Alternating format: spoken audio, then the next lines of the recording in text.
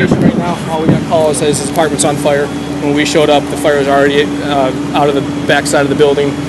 We assisted one resident out of the building. Why did that person need assistance? They were still on the second floor, and they didn't want to leave the building, so we helped them leave the building. All the other residents were out.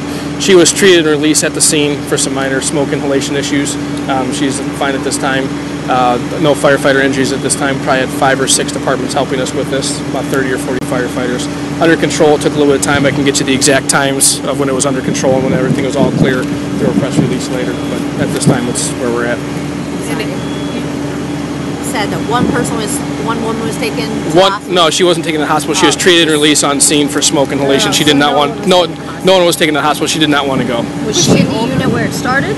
No, she was not in the unit. She was not in that unit. She was actually on the second floor. Fire started on the 3rd floor. She was on the 2nd floor.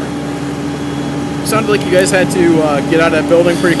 Right. Yeah, we tried interior operations for a certain amount of time, but with lightweight construction, which means it can collapse very rapidly, we tried as good as we could and take care of it internally. Then we had to pull out and actually take care of the external defensive mode.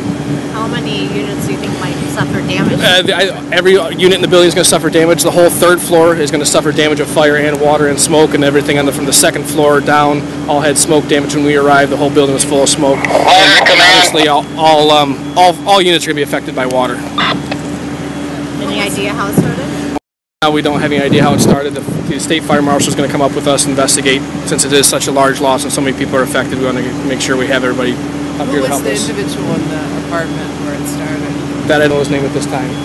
Was he cooking or was he smoking? All he called and said his apartment was on fire at this time. The police are actually interviewing him at this moment, so I'm not sure exactly what else he had said to them.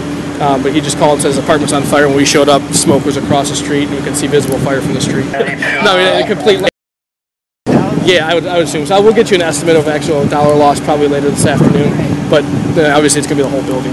Anything that? Sorry, I imagine the weather played into this. The wind was a great deal of a factor to us. Once it actually did get to the attic and did get to the roof, wind-driven fire, pushed it all the way towards the north very rapidly, and that's what actually had to pull us out a little bit quicker because of the advanced fire conditions. About how long until it was under control?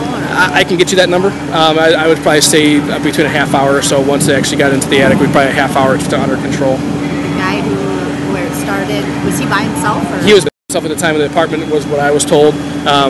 There are some animals unaccounted for in the building, so we do have some animal loss.